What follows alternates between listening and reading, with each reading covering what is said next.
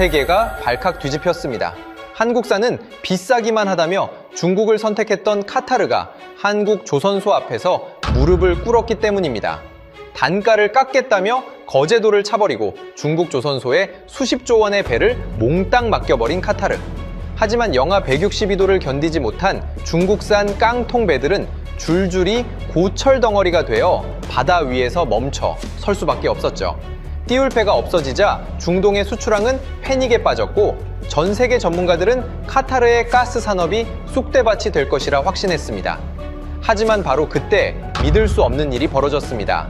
카타르가 제 발로 걷어찬 거제도의 황금 빈자리를 유럽연합이 웃돈까지 얹어가며 모조리 싹쓸이해버린 겁니다.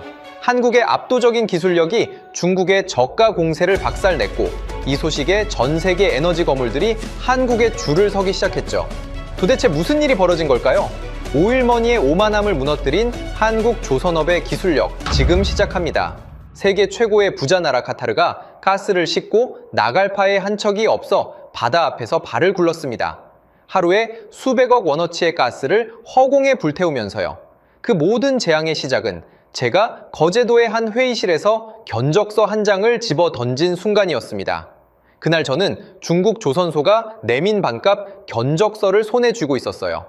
한국 조선소의 단가를 30% 깎지 않으면 잃은 척을 통째로 중국에 넘기겠다고 협박할 작정이었죠. 회의실에 들어서는 제 걸음에는 거드름이 잔뜩 묻어 있었습니다. 10조 원이라는 일감의 무게가 제 어깨를 한껏 부풀려 놓았으니까요. 저 잘난 대한민국도 이 돈 앞에서는 결국 허리를 굽힐 거라 믿어 의심치 않았습니다. 그게 얼마나 치명적인 착각이었는지 그 순간에 저는 알 도리가 없었어요. 저는 타리크 알 마흐무드, 카타르 국영 에너지 기업 신조선 발주 총괄위원장입니다. 회사 안에서 저를 모르는 사람은 없었습니다. 수조 원짜리 계약서에 제 도장 하나로 운명이 갈렸으니까요. 다만 저는 평생 서류 속 숫자만 만져온 사람이라 바닷바람 한 번 제대로 맞아본 적이 없었습니다. 손에 쥔 호박석 묵주를 굴리며 저는 그 두툼한 손마디에 한국 기술자들을 한낱 장사꾼으로만 여겼죠. 그 오판의 대가가 카타르의 앞바다를 시커멓게 뒤덮으리라고는 정말이지 상상조차 못했습니다. 거제도의 그 회의실은 바깥 세상과 완전히 달랐습니다. 매서운 바닷바람이 유리창을 사납게 때리는데도 안쪽 공기는 서늘할 만큼 가라앉아 있었어요. 제가 이탈리아에서 맞춘 정장의 깃을 한번 매만지며 문을 열어젖히자 긴 탁자 끝에 앉아있던 사내 하나가 천천히 고개를 들었습니다. 희끗희끗한 짧은 머리에 매서운 바닷바람이 깎아놓은 듯 미간이 굵게 파여 있었어요. 곽대수 본부장이었습니다. 책상 위에 얹힌 두툼한 손마디가 마치 수십 년 묵은 철판처럼 거칠어 보였죠. 솔직히 저는 이런 곳이 영 마음에 들지 않았습니다. 기름때 냄새가 코끝에 어렴풋이 배어있고 창밖으로는 붉은 골리앗 크레인들이 묵직하게 철판을 들어 올리고 있었어요. 제가 일하던 도하의 마천루 꼭대기와는 하늘과 땅 차이였습니다. 페르시아 융단 대신 차가운 콘크리트 바닥, 우아한 침묵 대신 멀리서 울리는 망치 소리. 이런 거친 쇳가루 요새에서 일하는 자들이라면 10조 원이라는 숫자 앞에서 더더욱 쉽게 무릎을 꿇으리라고 저는 계산했습니다. 저는 인사 따위는 건너뛰었습니다. 돈을 쥔 쪽이 먼저 고개를 숙이는 법은 세상에 없으니까요. 자리에 앉기도 전에 저는 가방에서 중국 후동 중화조선의 견적서를 꺼내 곽 본부장의 얼굴 쪽으로 툭 던졌습니다. 종이 뭉치가 탁자 위를 미끄러지다 본부장 앞에서 멈췄어요. 그 반값 숫자를 보면 누구라도 입이 떡 벌어질 거라 확신했습니다. 읽어보시오. 똑같은 배를 당신네 절반 값에 지어주겠다는 곳이 있소. 제 목소리에는 일부러 거드름을 실었습니다. 곽 본부장의 표정이 일그러지는 꼴을 한시바삐 보고 싶었거든요. 손안에 호박석 묵주를 찰칵찰칵 굴리며 저는 다음 말을 천천히 이어갔습니다. 단가를 30% 깎으시오. 그러지 않으면 내일 아침 잃은 척을 통째로 대국으로 넘기겠소. 10조 원짜리 일감이오. 당신들이 1년 내내 매달려도 못 채울 물량이지. 말을 마치고 저는 의자에 깊숙이 몸을 묻었습니다. 이제 곽 본부장이 사색이 되어 계산기를 두드릴 차례라고 여겼죠. 수십 년 협상장을 누비며 제가 익힌 진리는 단순했습니다. 사람은 누구나 돈 앞에서 무너지고 무너지는 순서는 그저 시간 문제일 뿐이라는 것. 곽 본부장의 거친 손마디도 결국은 계산기를 두드리게 될 거라고 저는 의심한 점 없이 믿었습니다. 등 뒤에서 다급한 목소리가 끼어든 건 바로 그때였습니다. 위원장님, 잠시만요. 이건 다시 생각하셔야 합니다. 제 수석 엔지니어 파하드였습니다. 도에서부터 줄곧 제 뒤를 따라온 사내인데 눈 밑이 퀭하게 들어가 안색이 말이 아니었어요. 두꺼운 서류 가방을 가슴에 끌어안은 채 파하드는 거의 애원하듯 말을 쏟아냈습니다. 영하 162도입니다. 그 초저온을 버텨내는 단열을 중국에 맡기는 건 바다 위에 시한폭탄을 띄우는 짓이에요. 단가 몇 푼 아끼려다 배가 통째로 터질 수 있습니다. 파하드의 목소리는 가늘게 떨리고 있었습니다. 진심으로 두려워하는 기색이 얼굴에 역력했죠. 저는 그 호들갑이 영 거슬렸습니다. 손을 들어 파하드의 어깨를 거칠게 밀쳐냈어요. 숫자도 제대로 못 읽는 기술자 나부랭이가 어디서 끼어들어 배는 만들면 뜨는 거야. 자네는 입 다물고 있게. 파하드는 떠밀려 비틀거리면서도 무어라 더 말하려 입을 달싹였습니다. 저는 아예 등을 돌려버렸어요. 영하 162도가 어떻고 단열이 어떻고 하는 소리는 제 귀에는 그저 한 푼이라도 더 쓰자는 변명으로만 들렸습니다. 다시 곽 본부장 쪽으로 고개를 돌리며 저는 속으로 비릿한 웃음을 삼켰습니다. 내 손에 쥔 수십조 원의 돈줄 앞에서는 저 잘난 대한민국의 자존심도 결국 며칠을 못 버티고 피눈물을 흘리며 꺾일 것이라 완벽하게 확신했습니다. 사막의 졸부들이 던지는 달러 앞에서 끝까지 고개를 빳빳이 세운 나라를 저는 평생 단 한 번도 본 적이 없었거든요. 그런데 곽 본부장의 행동은 제 예상과 전혀 달랐습니다. 사색이 되기는커녕 곽 본부장은 탁자 위에 놓인 찻잔을 천천히 들어 한 모금 마셨어요. 그러고는 자기 앞에 떨어져 있던 그 반값 견적서를 손가락 2개로 슬쩍 밀어 책상 옆 쓰레기통에 툭 떨어뜨렸습니다. 종이가 통 안으로 사라지는 소리가 회의실에 유난히 크게 울렸죠. 제 등줄기로 서늘한 기운이 훑고 지나갔습니다. 묵주를 굴리던 제 손가락도 잠깐 멈춰버렸어요. 협상장에서 견적서를 쓰레기통에 던지는 상대는 난생 처음이었습니다. 흥분해서 소리를 지르거나 책상을 내리쳤다면 차라리 이해라도 했을 텐데 곽 본부장의 손짓에는 분노조차 묻어있지 않았어요. 마치 길에 떨어진 휴지 한 장을 치우듯 무심한 동작이었습니다. 그 무심함이 도리어 제 가슴을 서늘하게 짓눌렀습니다. 곽 본부장은 자리에서 천천히 일어섰습니다. 그러고는 제가 들어온 바로 그 문으로 걸어가더니 손잡이를 잡고 활짝 열어젖혔어요. 복도에 찬 공기가 회의실 안으로 훅 밀려 들어왔습니다. 곽 본부장은 옆에 서 있던 비서를 향해 조금도 흥분하지 않은 건조한 목소리로 말했습니다. 방금 위원장님 발언 토시 하나 빠뜨리지 말고 회의록에 그대로 기록하세요. 30% 인하 요구, 잃은 척, 중국 이전 협박까지 전부 다. 비서가 고개를 끄덕이며 수첩에 받아 적기 시작했습니다. 저는 무슨 영문인지 몰라 곽 본부장의 옆 얼굴만 멍하니 바라봤어요. 곽 본부장은 열린 문을 손으로 가리키며 저를 정면으로 응시했습니다. 싼 배를 원하시면 지금 당장 대국으로 가시지요. 우리는 붙잡지 않습니다. 다만 영하 162도의 진실은 위원장님 달러로는 절대 덮어지지 않을 겁니다. 그 말을 듣는 순간 제 심장이 덜컥 내려앉았습니다. 등에 식은땀이 한 줄기 흘러내리는 게 또렷이 느껴졌어요. 평생 협상장에서 이런 취급을 받아본 적이 없었습니다. 10조 원을 흔드는 제 앞에서 곽 본부장은 마치 길 잃은 손님에게 출구를 안내하듯 문을 열어둔 채 꼿꼿이 서 있었으니까요. 저는 애써 콧방귀를 뀌었습니다. 흔들리는 속을 들키지 않으려 일부러 어깨를 펴고 자리에서 천천히 일어섰어요. 조소, 후회하게 될 거요? 피눈물을 흘리며 무릎 꿇고 비는 날이 올 테니 그때 가서 울고불고 하지나 마시오. 목소리에 잔뜩 힘을 주었지만 묵주를 쥔 제 손끝이 미세하게 떨리는 건 저 자신도 어쩌지 못했습니다. 곽 본부장은 제 악담에도 표정 하나 바꾸지 않았어요. 가볍게 고개를 한번 숙여 보일 뿐이었죠. 그 무심한 인사가 어떤 고함보다 제 자존심을 깊게 긁어놓았습니다. 저는 열린 문을 향해 성큼성큼 걸어나갔습니다. 복도를 빠져나오는 내내 등 뒤에서 곽 본부장의 서늘한 시선이 따라붙는 것만 같았어요. 건물 밖으로 나서자 거제도의 칼바람이 다시 뺨을 사납게 때렸습니다. 저는 차에 올라타며 끊어질 듯 묵주를 거칠게 움켜쥐었습니다. 사막에서 태어나 사막에서 돈을 배운 제 머릿속에는 단 하나의 결심만 들끓어 올랐어요. 저 오만한 한국 놈들에게 카타르의 돈이 얼마나 무서운지 똑똑히 보여주겠다고 저는 어금니를 빠득 깨물었습니다. 전용기가 도하의 활주로에 사뿐히 내려앉는 순간 저는 이미 승리에 흠뻑 취해 있었습니다. 거제도에서 맛본 그 서늘한 굴욕 따위는 한낱 작은 해프닝일 뿐이라고 스스로를 다독였어요. 돈을 쥔 쪽이 결국 이긴다는 제 신앙에는 흠집 하나 나지 않았으니까요. 곽대수라는 그 고집불통 늙은이가 잠깐 객기를 부린 것뿐이고 며칠만 지나면 제 발로 기어와 무릎을 꿇으리라 확신했습니다. 트랩을 내려서는 제 걸음에는 다시 거드름이 묵직하게 실렸어요. 사막의 뜨거운 바람이 뺨을 스쳤지만 그것마저 저를 환영하는 손길처럼 느껴졌습니다. 도하의 마철루는 거제도의 그 칙칙한 쇳가루 요새와는 차원이 달랐습니다. 발목까지 잠기는 페르시아 융단, 서늘하게 쏟아지는 에어컨 바람, 황금빛으로 번쩍이는 벽.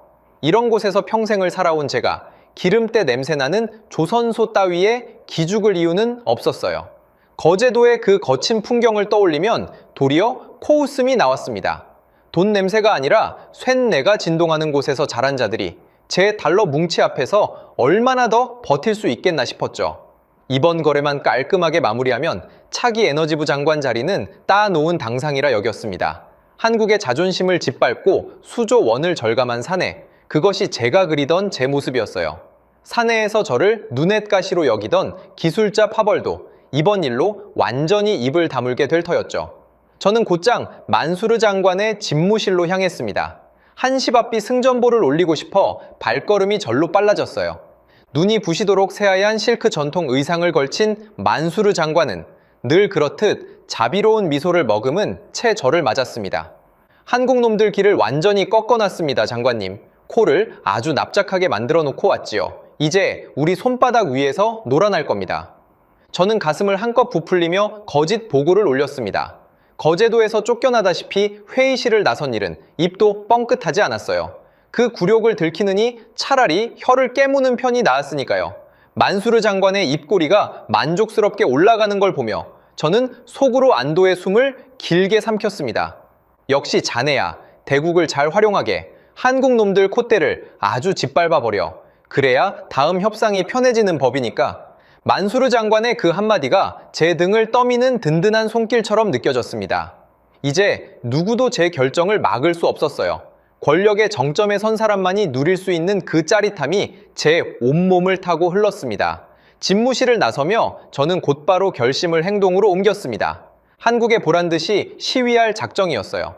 10조 원이 넘는 초대형 가스선, 그 가운데 절반을 통째로 중국 후동 중화조선에 확정 발주해버렸습니다. 계약서에 도장을 찍어 내리는 순간 제 손끝에는 짜릿한 쾌감마저 번졌어요.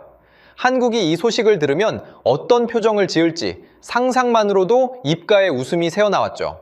저는 곧장 그 소식을 언론에 흘려 대서특필하게 만들었습니다. 카타르가 한국을 버리고 대국을 택했다는 기사가 삽시간에 전 세계로 퍼져나갔어요. 기사가 뜨자마자 제 휴대전화에는 축하 인사가 빗발쳤습니다. 카타르가 마침내 한국의 콧대를 꺾었다는 칭찬에 저는 어깨가 한 뼘은 더 올라가는 기분이었죠. 거제도의 그 늙은이가 이 기사를 보며 발을 동동 구를 모습을 상상하니 절로 통쾌한 웃음이 새어나왔습니다. 중국 후동중화조선의 사장은 제 손을 두 손으로 감싸쥐고 연신 허리를 굽혔어요. 위원장님, 무조건 2년 안에 세계 최고의 배를 바치겠습니다. 한국 따위는 비교도 안 되는 물건으로요. 믿어만 주십시오. 그 굽신거리는 모습에 저는 세상을 다 가진 듯한 기분이 들었어요. 역시 돈 앞에서는 누구든 고개를 숙이는 법이라고 다시 한번 제 신념을 확인했습니다. 한국의 그 뻣뻣한 늙은이만 빼면 세상은 여전히 제 뜻대로 굴러가고 있었죠. 저는 곧바로 축배를 들었습니다. 황금빛 샴페인이 잔 속에서 보글보글 올라오는데 마치 제 앞날을 축복하는 것만 같았어요. 그 거품 하나하나가 다 제 승리의 증표처럼 보였습니다. 잔을 기울이며 저는 창밖으로 펼쳐진 도하의 야경을 내려다봤어요. 저 화려한 불빛들이 전부 제 발 아래 놓인 것만 같았습니다.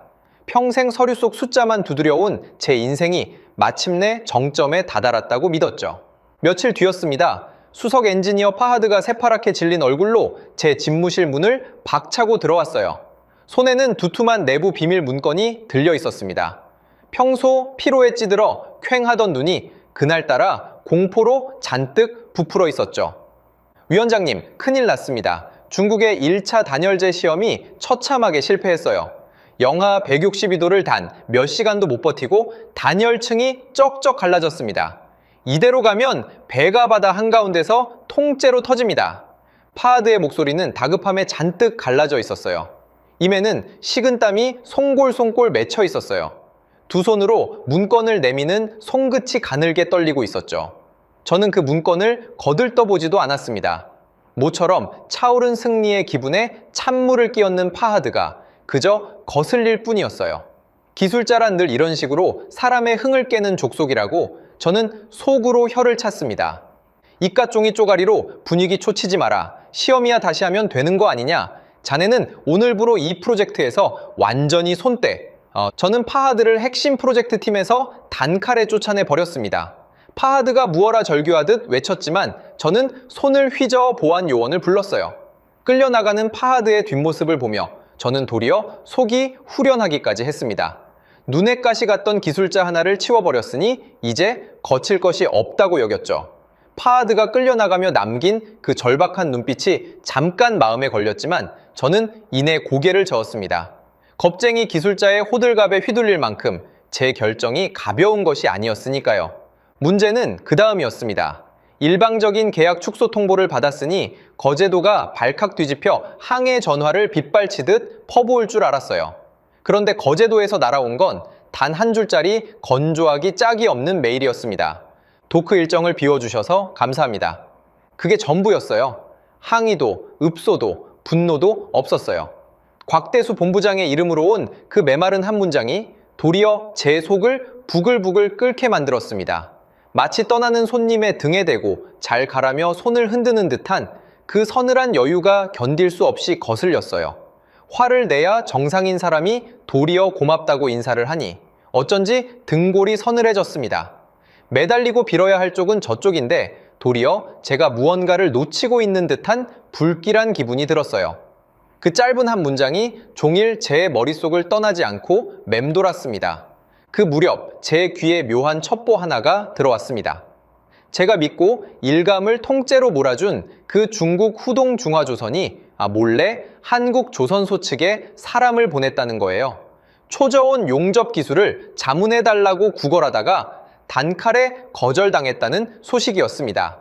앞에서는 세계 최고의 배를 짓겠다 큰 소리치던 자들이 뒤로는 한국에 기술 동량을 하러 다니고 있었던 거죠. 그 총극을 전해 듣는데 제 가슴 한 구석이 묘하게 서늘해졌어요. 세계 최고라던 대국의 기술이 정작 영하 162도 앞에서는 한국의 고개를 숙이고 있었던 셈이니까요. 파하드가 내밀던 그 비밀 문건이 잠깐 머릿속을 스쳤지만 저는 애써 그 불안을 밀어냈습니다. 그래도 저는 애써 콧방귀를 뀌었습니다. 큰 배를 짓다 보면 장이술 몇 개쯤 부족할 수도 있는 법이라고 대수롭지 않게 넘겼죠. 파하드의 경고도, 중국의 기술 동량도, 곽 본부장의 서늘한 메일도 다 한때의 잡음일 뿐이라 여겼습니다. 가슴 한구석이 자꾸 조여오는 걸 느끼면서도 저는 다시 샴페인 잔을 집어들었어요. 승리에 취한 사람은 발밑이 무너지는 소리를 듣지 못하는 법이죠. 그날의 저 역시 그러했습니다. 제가 그렇게 잔을 부딪히며 승리에 취해 있는 동안 거제도의 법무팀에서는 신재환 상무가 조용히 움직이고 있었습니다. 카타르가 제 발로 걷어차 텅 비어버린 그 예약 도크에 유럽 선진국 선사들의 프리미엄 주문서가 한 장 한 장 채워지기 시작했어요. 감정 한 점 섞이지 않은 차갑고 치밀한 손길로 말입니다. 저는 그 사실을 까맣게 모른 채 그날 밤 가장 비싼 샴페인의 마개를 땄습니다. 황금빛 카펫이 발목까지 푹푹 잠기는 제 집무실은 그날따라 유난히 고요했습니다.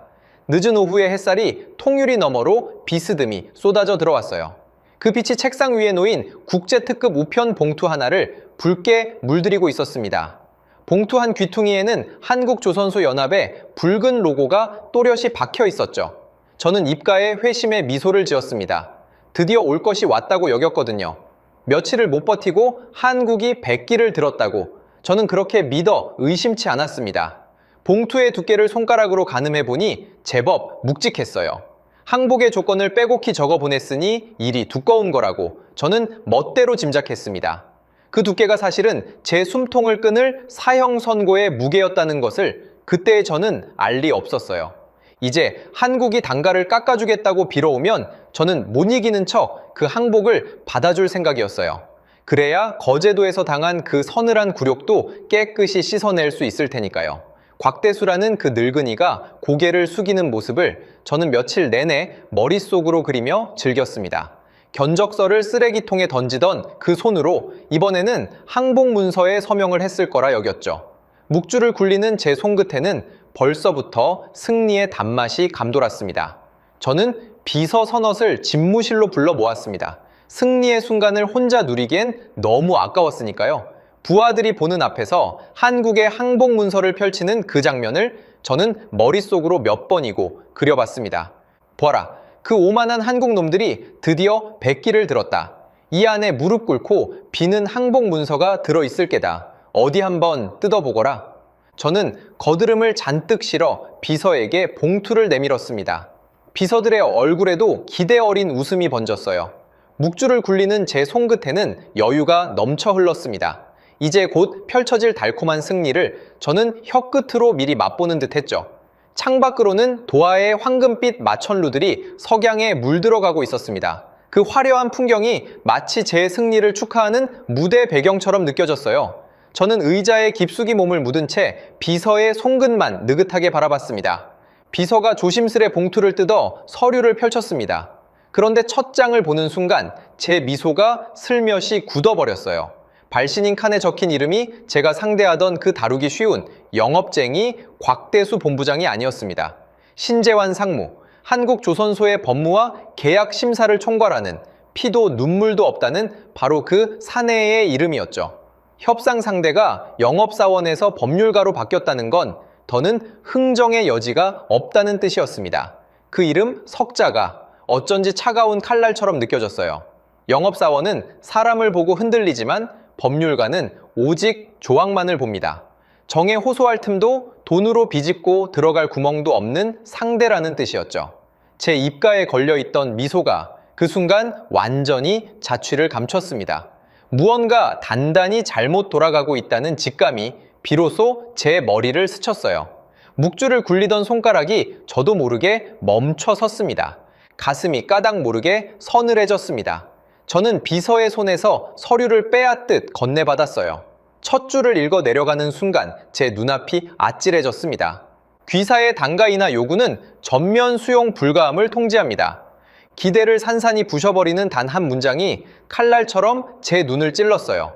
항복은커녕 단 한 치의 양보도 없다는 차가운 선언이었어요. 손바닥에 식은땀이 배어나는 게 느껴졌습니다. 저는 서둘러 다음 줄로 눈을 옮겼어요. 자녀 특별도크, 보류 해제 기한, 본 문서, 수령 후 72시간. 무자비한 데드라인이 또렷한 활자로 박혀 있었습니다. 손끝이 차갑게 식어가는 게 느껴졌어요. 72시간. 사흘이라는 짧은 시간 안에 모든 것을 결정하라는 가차없는 통첩이었습니다. 한 글자 한 글자가 마치 째깍거리는 초침 소리처럼 제 귓가를 두드렸어요. 협상 테이블에 마주 앉아 흥정할 기회조차 저에게는 주어지지 않았습니다. 받아들이든지 영영 쫓겨나든지 선택지는 단 2개뿐이었죠. 흥정을 하자는 것도 협박에 맞서자는 것도 아니었습니다. 그저 시간을 정해놓고 그 안에 답을 내놓으라는 일방적인 통보였죠. 저는 평생 남에게 기한을 정해 던지며 살았지 누군가에게 기한을 받아본 적은 단 한 번도 없었습니다. 마지막 줄에 이르러서는 숨이 턱 막혀버렸어요. 기한 내 기존 단가 미수용 시 2028년 특별도크 우선 협상자 자격을 영구 박탈함. 그 문장 아래에는 시뻘건 직인이 쾅 찍혀 있었습니다. 마치 사형 집행장에 찍힌 도장처럼 붉다 못해 핏빛으로 번뜩였어요.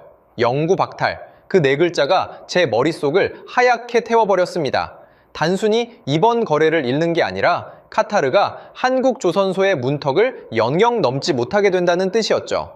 세계 최고의 배를 짓는 그 도크의 문이 제 눈앞에서 영원히 닫히려 하고 있었습니다. 평생 갑의 자리에서만 살아온 제가 난생 처음으로 을의 자리에 내동댕이 쳐진 셈이었습니다. 돈을 흔들면 무엇이든 제 뜻대로 굴러갔던 그 세상이 이 종이 한 장 앞에서 와르르 무너지고 있었어요.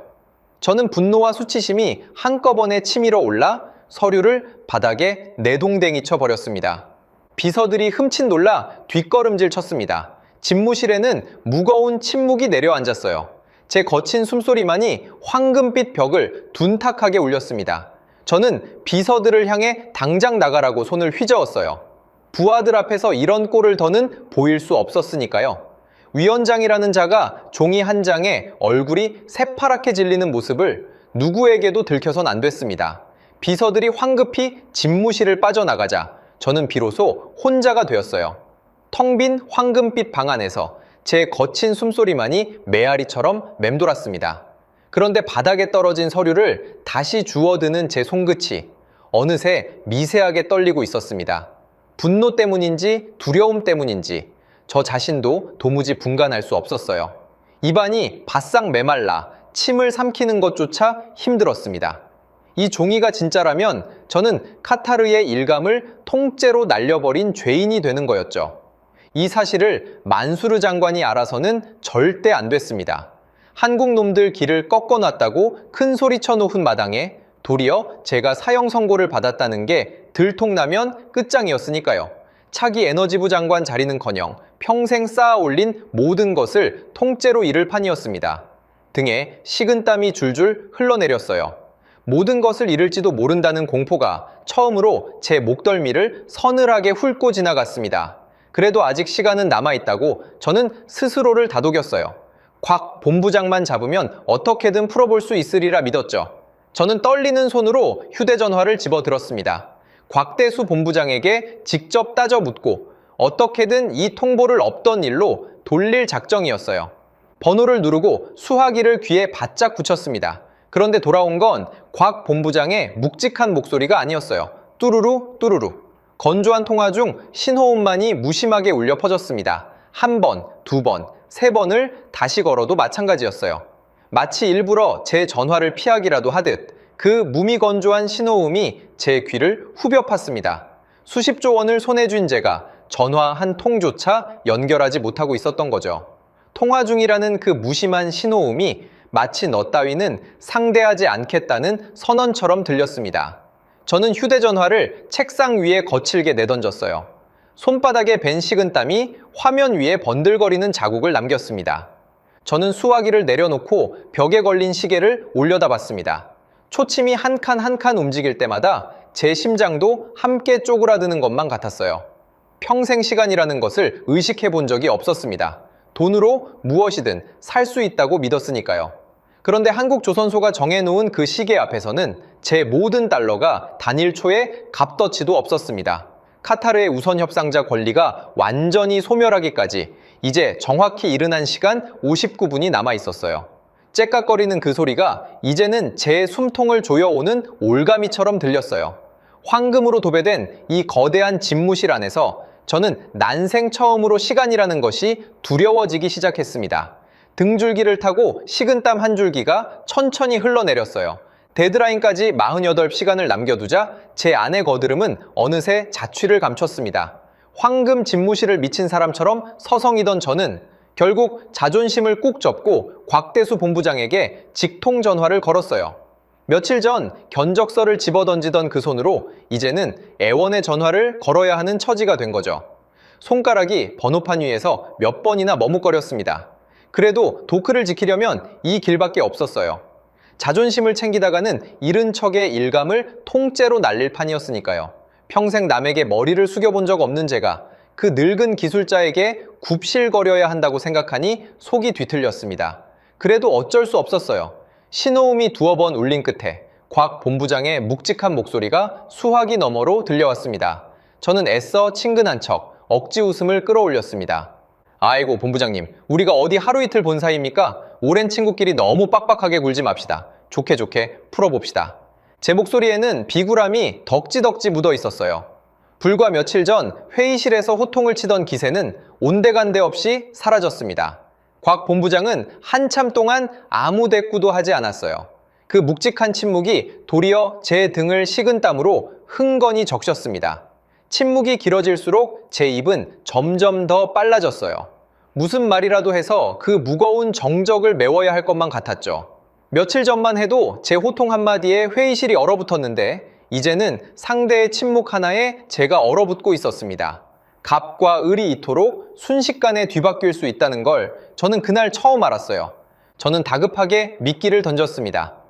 이렇게 합시다. 원래 대국에 주려던 일반 가스선 열척, 그걸 통째로 한국에 더 얹어드리겠소. 대신 그 초대형 선박 단가만 조금 깎아주시오. 서로 남는 장사 아니겠습니까? 이만한 조건이면 어디 가서도 못 찾습니다. 한국 조선소로서도 손해볼 게 없는 거래 아닙니까? 수조 원짜리 추가 물량을 미끼로 던졌으니 곽 본부장도 결국 솔깃해할 줄 알았어요. 돈 앞에서 흔들리지 않는 인간은 이 세상에 없다고 저는 여전히 굳게 믿고 있었으니까요. 그런데 수화기 너머에서 돌아온 대답은 제 마지막 기대마저 단숨에 짓밟았습니다. 한국조선소는 흥정하는 시장통이 아닙니다. 우리는 끼워 팔기를 하지 않습니다. 단가는 정해진 대로입니다. 더 하실 말씀 없으면 이만 끊겠습니다. 곽 본부장의 목소리에는 미동도 없었어요. 저는 수조 원짜리 미끼가 허공에서 산산이 부서지는 소리를 들은 것만 같았어요. 손바닥에 끈적한 땀이 흥건히 배어났습니다. 돈으로도 흔들 수 없는 상대가 이 세상에 존재한다는 사실이 그제야 제 머리를 둔탁하게 후려쳤어요. 평생을 떠받쳐온 제 신앙에 처음으로 금이 가는 소리가 들렸습니다. 돈만 충분히 쌓으면 세상 모든 문이 열린다고 믿어온 저였어요. 그런데 한국조선소의 그 두꺼운 철문은 제 달러 뭉치를 아무리 들이밀어도 꿈쩍하지 않았습니다. 저는 그 차가운 문 앞에서 처음으로 제 무력함을 곱씹어야 했죠. 이대로는 도저히 안 되겠다 싶었습니다. 저는 마지막 수단으로 한국에 주재하는 카타르 대사까지 동원했어요. 외교 라인을 움직여 한국 조선소 윗선을 정치적으로 압박할 작정이었습니다. 일가의 기업이 한 나라의 외교력 앞에서는 결국 고개를 숙이리라고 저는 그렇게 계산했죠. 오일머니의 힘이 어떤 것인지 그 뻣뻣한 자들에게 똑똑히 보여주려 했습니다. 그런데 이번에도 제 앞을 막아선 건 신재환 상무였습니다. 신 상무는 대사관 측에 단 한 줄의 차가운 경고를 보냈어요. 본 계약의 정치적 개입이 확인될 경우 즉각 계약을 전면 파기합니다. 이는 글로벌 스탠다드에 명시된 사항입니다. 그 한 줄을 받아든 대사관은 도리어 겁을 집어먹었어요. 괜히 끼어들었다가 국제적 망신을 당할까 두려웠던 거죠. 채 3분도 지나지 않아 대사관 측은 슬그머니 발을 빼며 도망쳐 버렸습니다. 제 든든한 뒷배라 믿었던 외교망이 종이장처럼 힘없이 찢겨나가는 순간이었어요. 가장 강력하다 여겼던 무기가 한국의 계약서 한 줄 앞에서 그토록 맥없이 무너질 줄은 몰랐습니다. 저는 수화기를 쥔 채 한동안 멍하니 천장만 올려다봤어요. 한 나라의 대사조차 단 세 줄의 경고 앞에서 꽁무니를 빼는 광경을 저는 믿을 수가 없었습니다. 제가 휘두르던 그 권력이라는 것이 사실은 얼마나 허약한 모래성이었는지 그제야 보였어요. 오일머니의 위세를 믿고 까불던 제 자신이 한없이 초라하게 느껴졌습니다. 남은 시간이 24시간으로 줄어들자 저는 거의 피가 마르는 심정이었습니다. 묵주를 쥔 손에 식은땀이 흥건했어요. 입안은 바싹바싹 타들어가고 심장은 미친 듯이 뛰었죠. 급기야 저는 체면이고 뭐고 다 내던지고 황당하기 짝이 없는 꼼수까지 꺼내 들었습니다. 돈을 미리 쏟아부으면 제 아무리 원칙주의자라도 마음이 흔들리지 않겠나 싶었어요.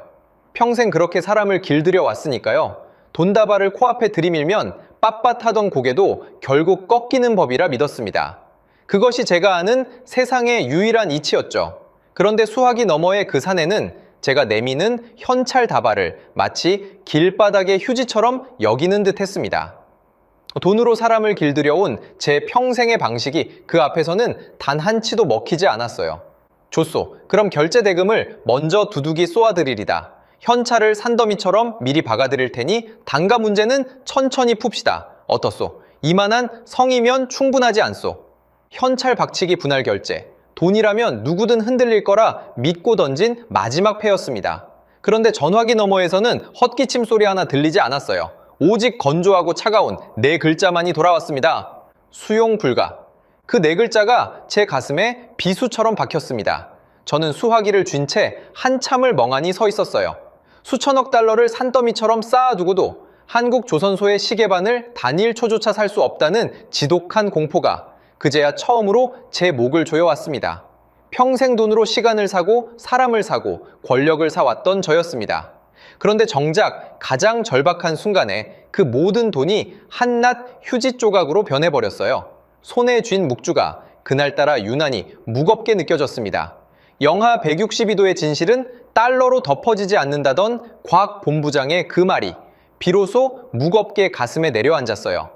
돈으로 살 수 없는 것이 이 세상에 있다는 걸 저는 그제야 뼈저리게 실감하기 시작했습니다. 밤 10시가 되었습니다. 초조함에 미쳐버릴 것 같았던 저는 어떻게든 시간을 멈춰 세워보려 발버둥을 쳤어요. 결국 알맹이 하나 없는 이메일을 한 통 보냈습니다. 긍정적으로 검토 중이니 조금만 기다려달라는 그저 시간을 끌기 위한 빈겁대기 문장이었죠. 단어 하나라도 더 적었다간 약점을 잡힐까봐 일부러 두루뭉술하게 흐려놓았습니다. 시간만 벌면 어떻게든 길이 보이리라는 마지막 도박이었어요. 하루만, 아니 단 몇 시간만이라도 더 끌 수 있다면 그 사이에 무슨 수라도 짜낼 수 있으리라 믿었습니다. 보내기 버튼을 누르는 제 손끝이 작게 떨렸어요. 한때 수십조 원짜리 계약서에 거침없이 도장을 찍던 그 손이 이제는 빈겁대기 이메일 한 통 앞에서 벌벌 떨고 있었습니다. 제 처지가 어쩌다 이 지경까지 왔는지 스스로도 믿기지 않았어요. 답장은 단 10분 만에 돌아왔습니다. 한국조선소는 그 메일을 형식 불량이라며 가차없이 반려해버렸어요. 첨부된 짧은 문장이 제 숨통을 단단히 조였습니다. 수용 여부만 분명히 답하시오. 받아들이는지 아닌지 그것만 적으면 됩니다. 시간은 지금도 계속하고 있습니다. 저는 휴대전화를 손에 쥔 채 그 자리에 털썩 주저앉고 말았어요. 빈겁대기 핑계조차 통하지 않는 상대 앞에서 제가 평생 쌓아올린 모든 권력이 한낱 모래성처럼 느껴졌어요. 시간을 끌어보려는 제 얄팍한 수작은 그 한 줄 앞에서 모조리 들통이 나버렸습니다. 창밖으로는 도하의 화려한 야경이 끝없이 펼쳐져 있었지만 제 눈에는 그저 째깍째깍 줄어드는 숫자만이 어른거렸어요. 그 숫자가 0이 되는 순간 무슨 일이 벌어질지 저는 차마 상상조차 하고 싶지 않았습니다. 평생 시계를 무기처럼 휘둘러온 제가 이제는 그 시계에 목이 졸리고 있었어요. 똑딱이는 초침 소리가 마치 제 관뚜껑을 두드리는 망치질처럼 들렸습니다. 데드라인 종료를 1시간 앞두고 저는 완전히 무너지기 직전이었습니다. 넥타이를 풀어 헤친 채 황금 집무실을 미친 사람처럼 서성였어요. 등줄기를 타고 굵은 식은땀이 줄줄 흘러내렸습니다. 입안은 사막처럼 메말랐고 심장은 금방이라도 터질 듯 방망이질을 쳤죠. 벽시계의 초침 소리가 마치 제 관에 못을 박는 망치 소리처럼 크게 울렸습니다. 1분이 지날 때마다 제 수명이 그만큼 깎여나가는 것만 같았어요. 사흘 전 거제도 회의실에서 견적서를 집어 던지던 그 당당한 사내는 이제 어디에도 없었습니다. 황금빛 카펫 위를 짐승처럼 오가며 저는 끊임없이 손가락 끝을 깨물었어요. 무슨 수를 써서라도 이 시계를 멈춰야 한다는 생각뿐이었습니다. 돈으로도 권력으로도 외교로도 멈출 수 없던 그 시계가 이제 제 목을 향해 마지막 칼날을 들이대고 있었어요. 바로 그때 책상 위 전화기가 요란하게 울렸습니다. 화면에 뜬 이름을 본 순간 제 심장이 철렁 내려앉았어요. 만수르 장관이었습니다. 진행 상황을 묻는 목소리가 수화기를 타고 흘러나왔어요. 저는 사시나무 떨듯 떨면서도 애써 태어난 척 입을 열었습니다. 거의 다 돼갑니다, 장관님. 한국 놈들도 결국 두 손 들었어요. 조금만 더 기다리시면 좋은 소식 올리겠습니다. 위태로운 거짓말이 제 입에서 술술 흘러나왔습니다. 수화기를 내려놓는 손이 덜덜 떨렸어요. 거짓말을 한 겹 더 쌓을수록 제 숨통은 그만큼 더 옥죄어 왔습니다. 만약 이 거짓이 들통나는 날에는 제 모든 것이 한순간에 잿더미가 될 게 분명했죠. 저는 이미 돌아올 수 없는 강을 건너고 있었어요. 한국 놈들 콧대를 꺾어놨다고 큰소리 쳐놓은 그 입으로 이제는 다 되어간다는 거짓말까지 보태고 있었으니까요. 거짓 위에 거짓을 쌓는 그 짓이 결국 저를 더 깊은 수렁으로 끌어내리고 있다는 걸 알면서도 멈출 수 없었습니다. 진실을 털어놓는 순간 만수르 장관의 손에 제 목이 떨어질 게 뻔했으니까요. 이제 10분이 남았습니다. 극도의 공포가 제 이성을 완전히 집어삼켰어요. 저는 결국 백기를 들기로 마음먹었습니다. 자존심이고 권력이고 일단 도크부터 지켜야 했으니까요. 단가를 깎겠다던 그 오만함이 이제는 제발 원래 값세라도 계약하게 해달라는 애원으로 바뀌어 있었습니다. 사흘 전에 저와 지금의 제가 같은 사람이라고는 도무지 믿기지 않았어요. 저는 비서를 향해 목이 찢어져라 악을 썼습니다.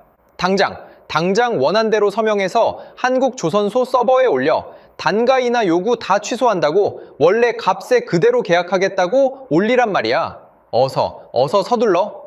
비서가 사색이 된 얼굴로 키보드를 미친 듯이 두드리기 시작했습니다. 저는 비서의 등 뒤에 바짝 붙어 서서 모니터 화면만 뚫어져라 노려봤어요. 1분 1초가 10년처럼 더디게 흘러갔습니다.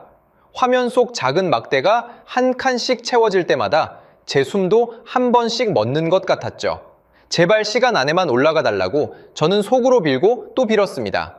평생 신을 믿어본 적 없는 제가 그 순간만큼은 간절히 무언가에 매달렸어요. 손에 쥔 묵주를 굴리는 것조차 잊은 채 저는 그저 모니터 화면만 노려봤습니다. 막대 하나가 끝까지 채워지기만 하면 모든 게 제자리로 돌아오리라 믿었죠. 그 한 줄의 서명만 올라가면 거제도에서 당한 굴욕도 없던 일이 되리라 여겼습니다. 그런데 바로 그 순간 화면에 붉은 경고창이 떠올랐습니다. 계약 마감 직전이라 해외에서 발신되는 인터넷 주소가 보안 시스템상 임시로 차단된다는 메시지였어요. 서류 전송 팝업이 그대로 멈춰 서버렸습니다. 비서의 손가락이 허공에서 그대로 얼어붙었어요.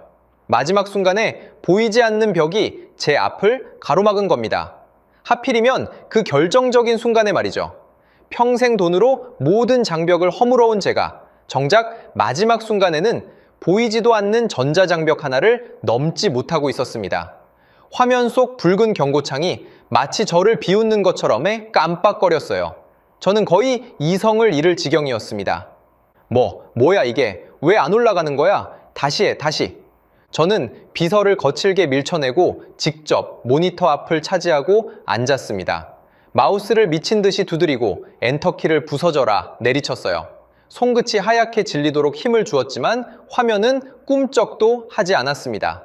등에서는 식은땀이 폭포처럼 쏟아졌어요. 평생 제 뜻대로 움직이지 않는 것이 없었는데 고작 작은 화면 하나가 제 숨통을 쥐고 흔들고 있었죠. 손이 떨려 마우스가 자꾸 미끄러졌습니다.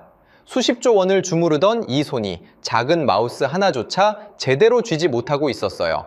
화면 속 시계는 무심하게 흘러가는데 제 서류는 단 한 줄도 전송되지 않았습니다. 저는 거의 짐승 같은 신음을 토해냈어요. 11시 59분, 초침이 마지막 한 바퀴를 돌기 시작했습니다. 저는 거의 울부짖으며 엔터키를 영어프 내리쳤어요.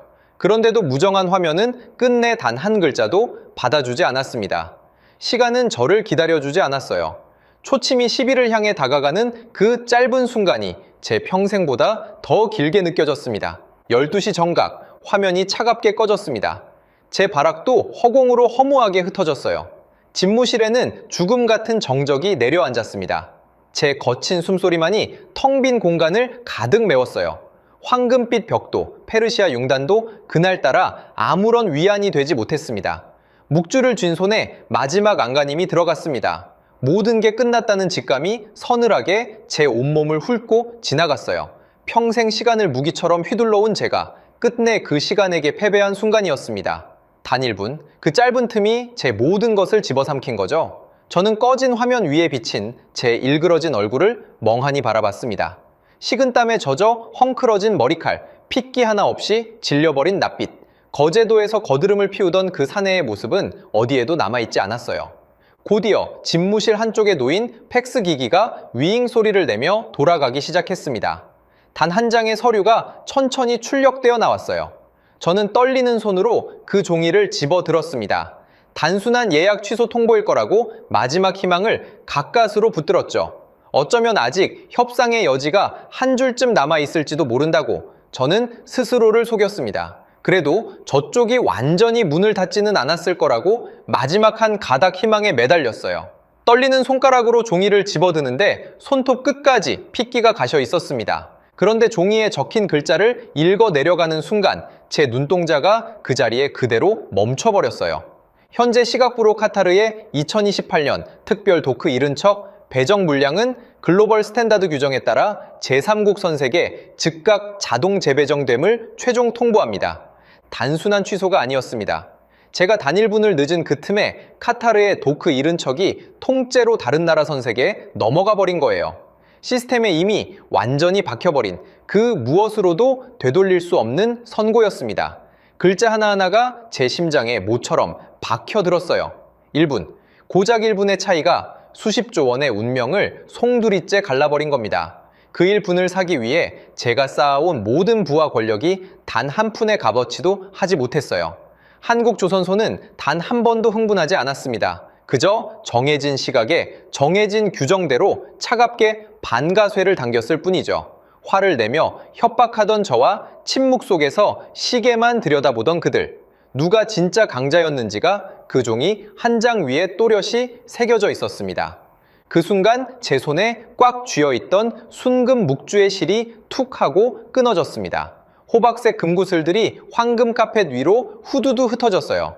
평생 제 손을 떠나지 않던 그 구슬들이 마치 제게서 등을 돌리듯 사방으로 굴러갔습니다.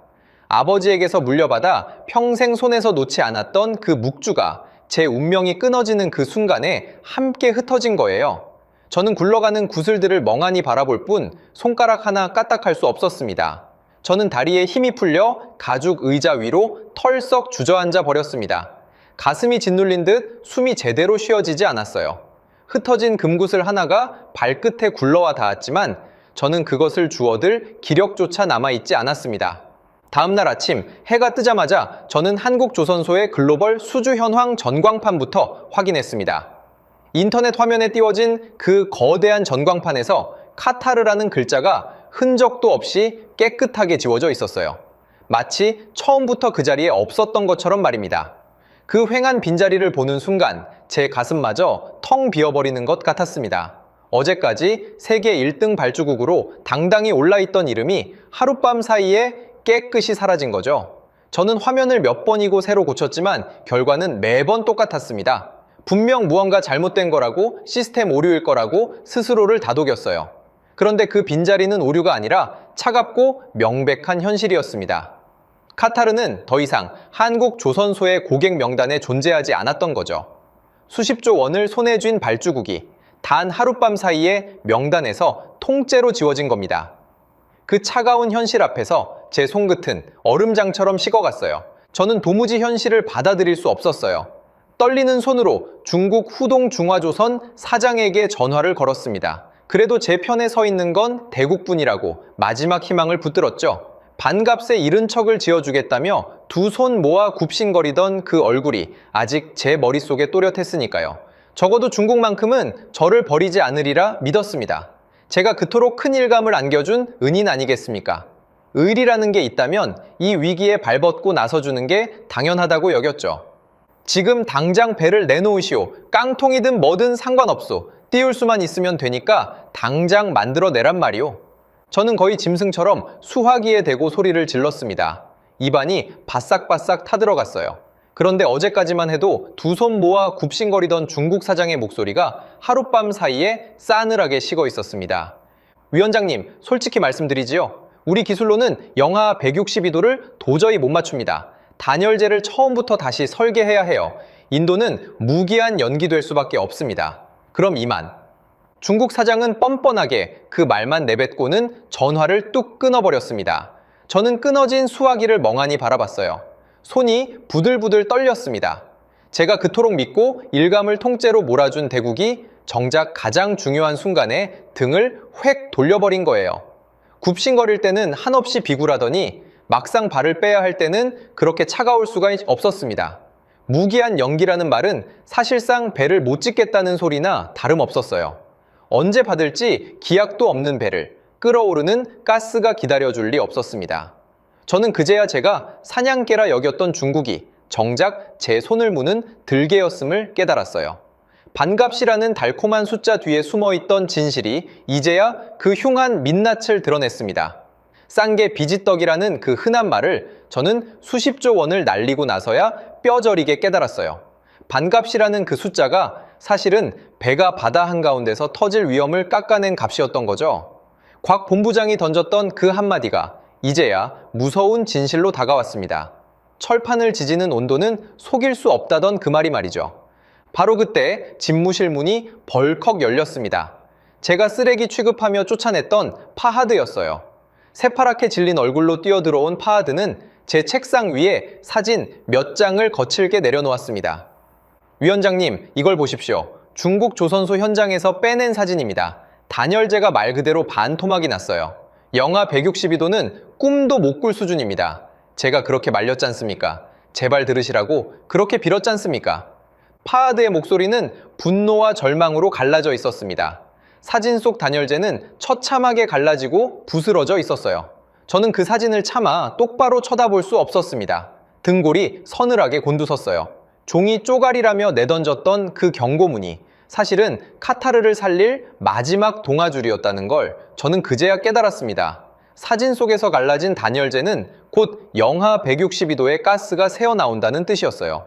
그건 단순한 결함이 아니라 언제 터질지 모르는 시한폭탄이었습니다.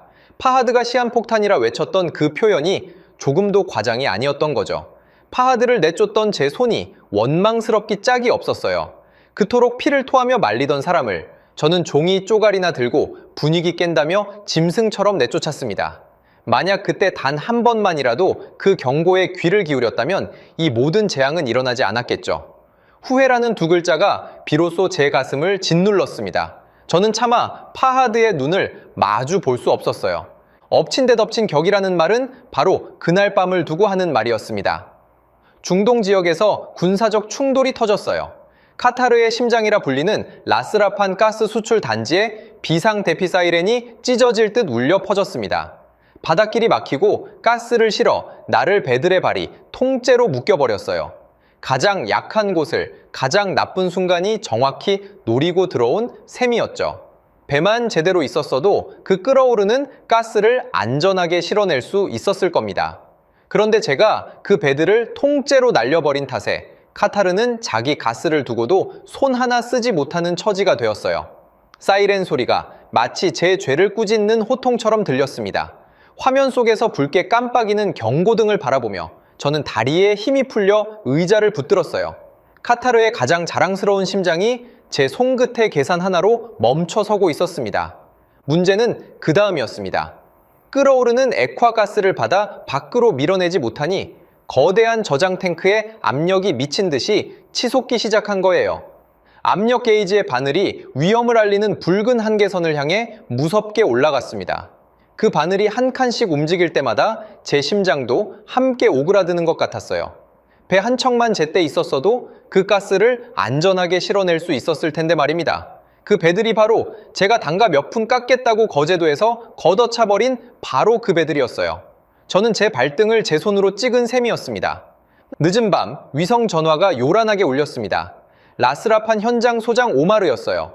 작업복 차림으로 매일 현장을 지키던 그 사내의 목소리가 수화기 너머에서 피를 토하듯 터져 나왔습니다. 위원장님, 바다에 띄울 배가 단 한 척도 안 보입니다. 탱크가 곧 터질 판이에요. 우린 다 죽게 생겼어요. 도대체 배는 어디 있는 겁니까? 위원장님, 오마르의 절규가 제 고막을 찢어놓는 것 같았습니다.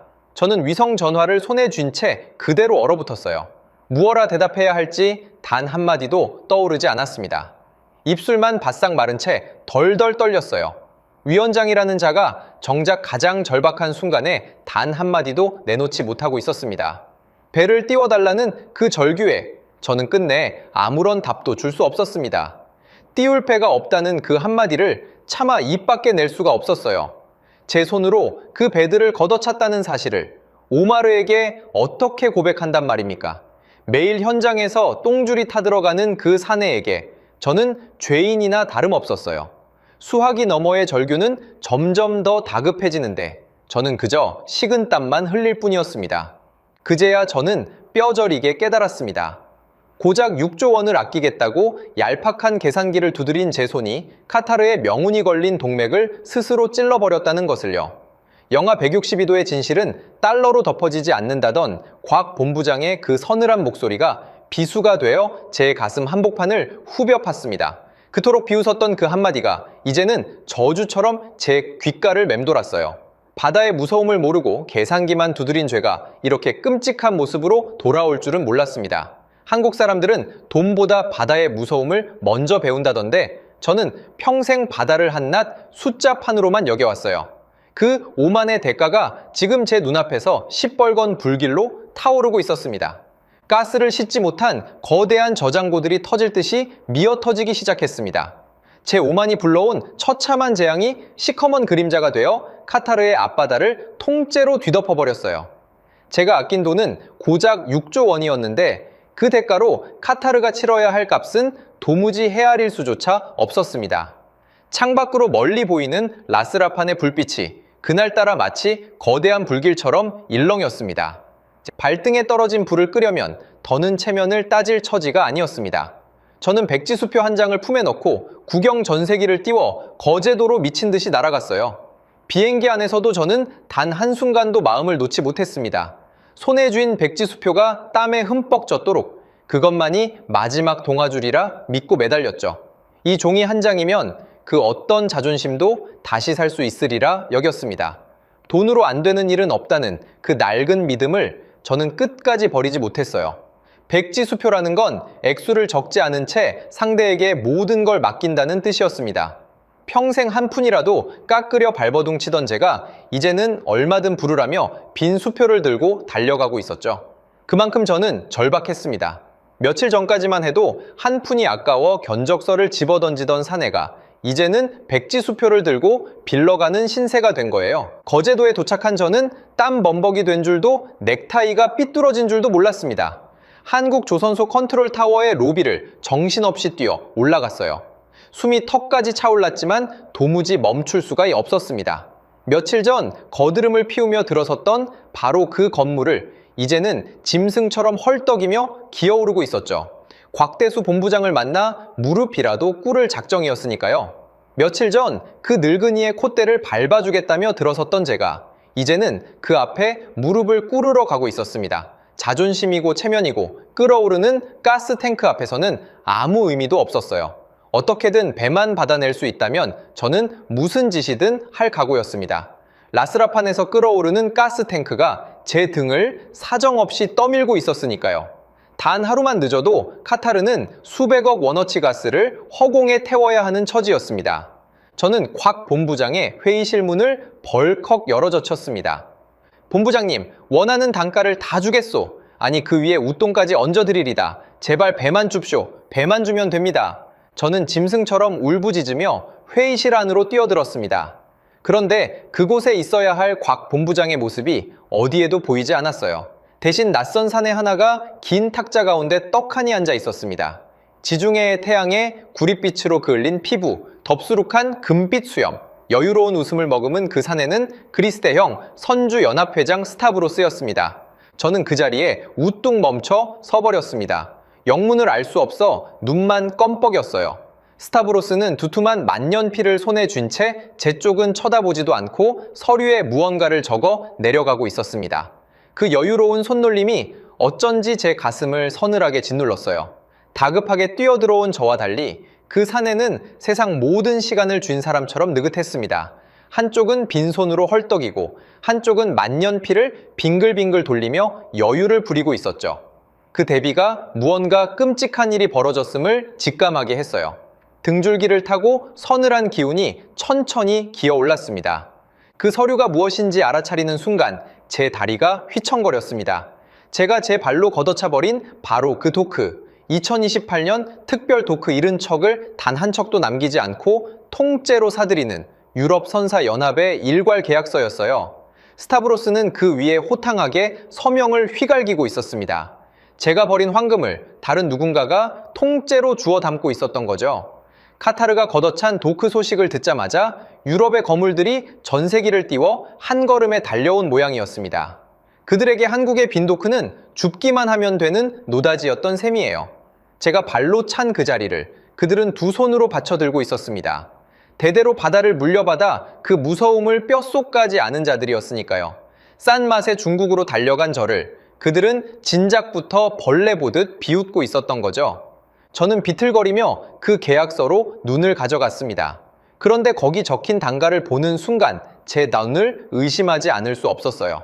제가 그토록 깎으려 발버둥쳤던 원래 당에 무려 20%의 긴급 도입, 프리미엄 웃돈이 떡하니 얹혀 있었습니다. 제가 비싸다고 내던진 그 값에 도리어 웃돈을 더 얹어 사가는 사람이 버젓이 있었던 거예요. 한국 조선소의 빈 도크가 전 세계에서 가장 안전한 금고라는 걸 저만 모르고 있었던 셈이죠. 저는 그 금고를 헐값에 사려고 발버둥치다 결국 통째로 걷어차 버린 겁니다. 그런데 세상은 그 금고에 웃돈을 얹어서라도 들어가고 싶어 했어요. 단가 몇 푼에 눈이 멀어 진짜 가치를 보지 못한 제 어리석음이 뼈에 사무쳤습니다. 머릿속이 새하얗게 비어버렸습니다. 저는 스타브로스에게 달려들어 멱살이라도 잡을 듯이 소리쳤어요. 이건 카타르의 배요. 우리가 먼저 찜해둔 도크란 말이오. 당신이 어떻게 이걸 가로채? 스타브로스는 그제야 천천히 고개를 들었습니다. 저를 마치 벌레라도 보듯 위아래로 훑더니 입가에 비릿한 웃음을 지었어요. 당신이 길바닥에 버린 돌멩이가 사실은 진짜 황금이라는 걸 우리는 진작에 알고 있었지. 버린 사람이 임자를 탓하면 쓰나 바다를 아는 사람은 한국 도크의 값어치를 알지. 그 한마디 한마디가 제 가슴에 비수처럼 날아와 박혔습니다. 저는 무어라 반박하려 입을 열었지만 목구멍에서는 바람 빠지는 소리만 새어나왔어요. 다리에 힘이 풀려 저는 그 자리에 주저앉을 뻔했습니다. 바다를 모르고 숫자만 두드린 제 무지함이 이렇게 처참한 부메랑이 되어 돌아올 줄은 정말 몰랐어요. 그토록 깔보던 그 두툼한 손마디의 기술자들이 사실은 세상에서 가장 귀한 보물을 쥐고 있었던 겁니다. 바다를 평생 업으로 삼아온 그 그리스 사내는 한국 도크의 진짜 값어치를 한눈에 알아봤습니다. 정작 그 도크를 손에 쥐고 있던 저만 그것이 황금인 줄도 모르고 길바닥에 내던졌던 거죠. 무지가 이토록 비싼 값을 치르게 할 줄은 꿈에도 몰랐습니다. 무너져 내린 저는 마침 회의실로 들어서던 곽 본부장의 바짓가랑이라도 붙잡을 기세로 무릎을 꿇으려 했습니다. 바로 그때 신재환 상무가 제 앞을 가로막고 나섰어요. 소용없습니다. 이 일괄 계약은 이미 양국 외교 라인이 국제법으로 보증한 사안입니다. 그 어떤 힘으로도 되돌릴 수 없는 확정된 조약이에요. 신 상무의 목소리는 얼음장처럼 차가웠습니다. 제 마지막 발악마저 그렇게 단칼에 잘려나갔어요. 백지수표도 무릎 꿇은 애원도 이미 굳어버린 그 조약 앞에서는 아무 소용이 없었습니다. 저는 회의실에 둘러선 한국 조선소 직원들을 둘러봤습니다. 동정의 빛이라곤 단 한 점도 없는 서늘한 시선들이 저를 향하고 있었어요. 며칠 전 견적서를 집어 던지며 거드름을 피우던 제 모습을 직원들은 똑똑히 기억하고 있었겠죠. 달러 뭉치를 흔들며 콧대를 세우던 그 사내가 며칠 만에 바닥에 엎드려 우는 꼴을 그들은 말없이 지켜보고 있었습니다. 누구 하나 비웃지도 동정하지도 않았어요. 그 무심한 침묵이 어떤 조롱보다 더 매섭게 제 자존심을 후벼 팠습니다. 흥분하는 것은 하수들이나 하는 짓이라던 곽 본부장의 그 신념이 무엇인지 비로소 알 것 같았어요. 저는 그 차가운 눈길들 속에서 결국 바닥에 엎드려 짐승처럼 오열하고 말았습니다. 한참을 그렇게 흐느끼고 있는데 누군가 제 앞에 종이컵 하나를 내려놓았습니다. 곽대수 본부장이었어요. 차가운 물이 담긴 종이컵이었습니다. 저는 그것이 화해의 손길인 줄 알고 젖은 눈으로 곽 본부장을 올려다봤어요. 그런데 곽 본부장이 제 손에 쥐어준 것은 타협안 따위가 아니었습니다. 은행 창구에서나 뽑는 대기 순번이 적힌 작은 번호표 한 장이었어요. 거기에는 무심한 숫자 71번이 또렷이 찍혀 있었습니다. 줄을 서서 기다리라는 그 무심한 한마디보다 더 잔인한 대답은 없었죠. 세계 최고의 부자나라 위원장인 제가 은행 창구 번호표를 손에 쥐고 차례를 기다리는 신세가 된 겁니다. 곽 본부장은 화도 내지 않았고 비웃지도 않았어요. 그저 정해진 순서대로 줄을 서라는 그 담담한 태도가 저를 가장 처참하게 무너뜨렸습니다. 종이컵 속 차가운 물이 제 손 안에서 가늘게 흔들렸어요. 스타브로스의 굵은 만년필 뚜껑이 철컥하고 닫혔습니다. 그 작은 소리와 함께 전 세계 바다 위에 카타르가 설 자리는 단 한 뼘도 남지 않게 되었어요. 저는 71번이 적힌 번호표를 손에 꼭 쥔 채 차가운 바닥에서 한참을 일어서지 못했습니다. 빈손으로 도하로 돌아오는 전세기 안에서 저는 창밖으로 멍하니 시선을 던졌습니다. 멀리 라스라판 단지 쪽에서 시뻘건 불기둥이 밤하늘을 향해 무섭게 치솟고 있었어요. 띄울 배가 없어 갈 곳을 잃은 가스를 매일 수백억 원어치씩 허공에 그대로 태워버리는 불길이었습니다. 그 붉은 화염이 제 눈을 찌르듯 시리게 만들었어요. 제 손으로 지른 불이 제 나라를 통째로 태우는 광경을 저는 그저 지켜볼 수밖에 없었습니다.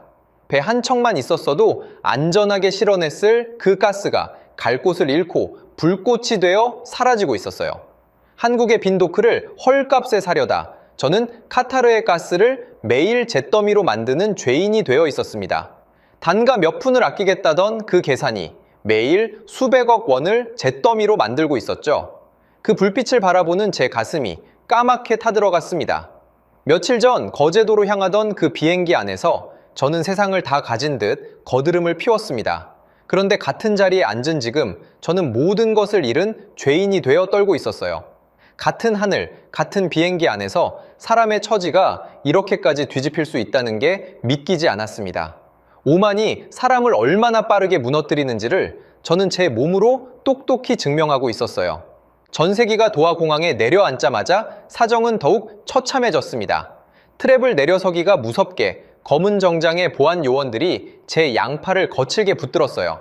저는 짐짝처럼 끌려가다시피 만수르 장관의 집무실로 들어갔습니다.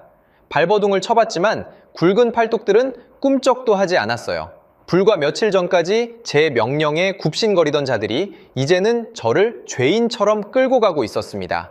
권력이라는 것이 얼마나 덧없는지 그 거친 손길이 똑똑히 일깨워 주었죠. 호화로운 대리석 복도를 지나는 내내 마주치는 직원들마다 저를 외면했습니다. 어제까지 굽실거리며 인사하던 자들이 오늘은 죄인을 보듯 눈을 피하더군요. 발주 총괄위원장이라는 그 화려한 직함도 한순간에 죄인을 끌고 가는 소나기 앞에서는 아무 힘이 없었습니다. 제가 그토록 떠받들던 권력이 사실은 만수르 장관이 잠시 빌려준 것에 불과했다는 걸 그제야 깨달았어요. 빌린 것은 언제든 빼앗기는 법이었습니다. 그 사실을 진작 알았더라면 저는 그토록 오만하게 굴지 않았을 텐데 말이죠. 만수르 장관은 새하얀 실크 의상을 걸친 채 거대한 책상 뒤에 우뚝 서 있었습니다. 늘 자비롭던 그 미소는 온데간데 없었어요. 저를 보자마자 만수르 장관의 입에서 천둥 같은 호통이 터져 나왔습니다. 도대체 누가 내 허락도 없이 그딴 중국 깡통 배를 사오라고 했느냔 말이다. 내 놈이 회사를 말아먹었어. 이 모든 게 내 놈 단독 범행이야? 저는 제 귀를 의심했습니다. 한국 놈들 콧대를 밟아버리라고 중국을 사냥개처럼 풀라고 은밀히 지시한 사람이 바로 만수르 장관이었으니까요. 그런데 이제 와서 모든 책임을 제 등에 통째로 떠넘기고 있었습니다. 꼬리를 자르고 몸통은 살아남겠다는 그 무자비한 계산이 훤히 들여다 보였어요. 평생 그 자비로운 미소 뒤에 감춰져 있던 진짜 얼굴이 비로소 제 앞에 드러난 셈이었죠. 한국 놈들을 밟아버리라며 사냥개를 풀던 그 입으로 이제는 제가 멋대로 일을 저질렀다며 호통을 치고 있었습니다. 윗선의 지시는 흔적도 없이 사라지고 모든 죄는 고스란히 제 몫으로 남았어요. 저는 그제야 제가 처음부터 버려질 꼬리에 불과했다는 걸 알았습니다. 일이 잘 되면 만수르 장관의 공이 되고 일이 틀어지면 제 죄가 되는 구조였어요. 저는 그 사실도 모른 채 사냥개처럼 신이 나서 한국을 물어뜯었던 겁니다. 저는 무어라 항변하려 입을 열었지만 만수르 장관은 들을 생각조차 없었어요. 만수르 장관은 두툼한 서류 뭉치 하나를 집어들더니 제 얼굴을 향해 거칠게 집어던졌습니다. 붉은 펜으로 빼곡히 적힌 감사 보고서였어요. 그 종이가 제 뺨을 철썩 때리고는 발밑으로 힘없이 떨어졌습니다. 바닥에 펼쳐진 보고서 맨 윗줄에 천문학적인 숫자 하나가 시뻘겋게 적혀 있었어요. 30조 원, 카타르 역사상 유례가 없는 상상조차 할 수 없는 피해액이었습니다. 고작 6조 원을 아끼려다 그 5배가 넘는 손실을 불러온 거죠. 단가를 깎아 차기 장관 자리를 꿰차겠다던 제 야심이 도리어 나라에 사상 최악의 재앙을 안긴 셈이었습니다. 그 붉은 숫자 하나하나가 제가 허공에 태워버린 카타르의 미래였어요. 그 미래를 지키려면 거제도의 두툼한 손마디들을 믿었어야 했습니다. 그 숫자를 보는 순간 제 눈앞이 핑 돌았어요. 바로 그때 집무실 문이 조용히 열렸습니다. 한 사내가 천천히 걸어 들어왔어요. 제가 쓰레기 취급하며 내쫓았던 바로 그 파하드였습니다. 그런데 파하드의 가슴에는 한때 제 것이었던 발주 총괄위원장 명찰이 또렷이 달려 있었어요. 제 자리가 제가 그토록 멸시했던 그 기술자의 것이 되어 있었던 겁니다. 숫자를 비웃던 자는 쫓겨나고 기술을 지킨 자가 그 자리에 올라선 거죠. 그 광경을 보는 순간 저는 모든 것을 잃었다는 걸 비로소 실감했습니다. 시한폭탄을 띄우는 짓이라며 피를 토하던 그 기술자가 결국 제 자리에 올라선 거예요. 제가 종이 쪼가리라며 멸시했던 그 경고가 사실은 카타르를 살릴 단 하나의 길이었습니다. 진실을 말한 자는 살아남고 진실을 짓밟은 자는 무너진다는 걸 저는 가장 비참한 방식으로 배웠어요. 파하드의 그 퀭한 눈빛 속에는 통쾌함조차 없었습니다. 오직 진작 막지 못한 재앙에 대한 깊은 안타까움만이 어려 있었죠. 그 담담한 연민이 도리어 저를 더 견딜 수 없게 만들었습니다. 차라리 비웃고 조롱했다면 미워하기라도 했을 텐데 말이죠. 미워할 대상조차 없는 그 패배가 가장 뼈 아팠습니다. 파하드는 바닥에 엎드린 저를 퀭한 눈으로 내려다봤습니다. 그 눈빛에는 분노도 통쾌함도 없었어요. 그저 깊은 피로와 서늘한 연민만이 어려 있었습니다. 엑셀 숫자 나부랭이만 믿고 땀방울이 배엔 진짜 기술을 조롱한 대가입니다. 바다는 계산기로 건너는 게 아니라고 제가 그렇게 말씀드렸지요. 파하드의 목소리는 묵직하게 가라앉아 있었습니다. 그 한마디가 마지막 확인 사살처럼 제 가슴에 깊이 박혔어요. 저는 차마 고개를 들지 못했습니다. 평생을 바쳐 쫓아온 권력과 부귀영화가 단 한 번의 오만한 갑질로 잿더미가 되어 흩어지고 있었어요. 저는 차가운 대리석 바닥에 얼굴을 묻고 짐승처럼 오열했습니다. 어깨가 들썩일 때마다 뜨거운 눈물이 차디찬 바닥을 적셨어요. 평생 누구 앞에서도 고개를 숙이지 않던 제가 그 차가운 바닥에 얼굴을 묻고 울고 있었습니다. 후회해도 돌이킬 수 없다는 걸 알기에 그 눈물은 더욱 뜨겁고 비참했어요. 흩어진 묵주알처럼 제 인생도 그렇게 산산조각 나 흩어지고 있었습니다. 모든 것을 잃고 건물 밖으로 비참하게 쫓겨나던 날이었습니다. 화려하던 사옥의 정문이 제 뒤에서 무겁게 쾅 닫혔어요. 저는 갈 곳을 잃은 차에 멍하니 길바닥에 서 있었습니다. 그때 발끝에 무언가 작고 단단한 것이 차였어요. 허리를 굽혀 집어 들고 보니 거제도에서 실이 끊어졌던 제 순금 묵주의 알맹이 하나였습니다. 호박색 구슬 하나가 먼지 묻은 제 손바닥 위에서 희미하게 빛났어요. 한때 권력과 부귀의 상징처럼 제 손에서 반짝이던 그 묵주가 이제는 깨진 알맹이 하나로 길바닥에 굴러다니고 있었습니다. 제 화려했던 인생도 딱 그 깨진 굿을 한 알만큼만 남아 있었던 거죠.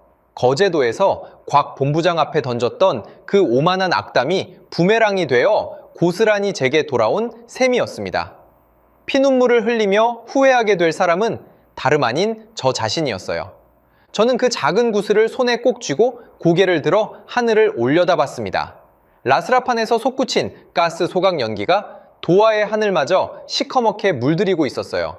싸구려 깡통으로 고작 6조 원을 아끼려다 저는 전 세계에서 가장 완벽한 대한민국의 방패를 제 발로 걷어차 버렸습니다. 그러고는 제 손으로 제 나라의 숨통을 영원히 끊어버린 거예요. 바다의 무서움을 모르고 철판을 지지는 온도를 비웃고 땀방울의 값어치를 조롱한 죄, 그 모든 죄값이 시커먼 하늘이 되어 제 머리 위로 내려앉고 있었어요. 검게 타들어가는 하늘 아래에서 저는 그 자리에 오래도록 우두커니 서 있었습니다. 오늘 영상 어떠셨나요? 구독과 좋아요로 우리 대한민국을 응원해주세요. 끝까지 시청해주셔서 감사합니다.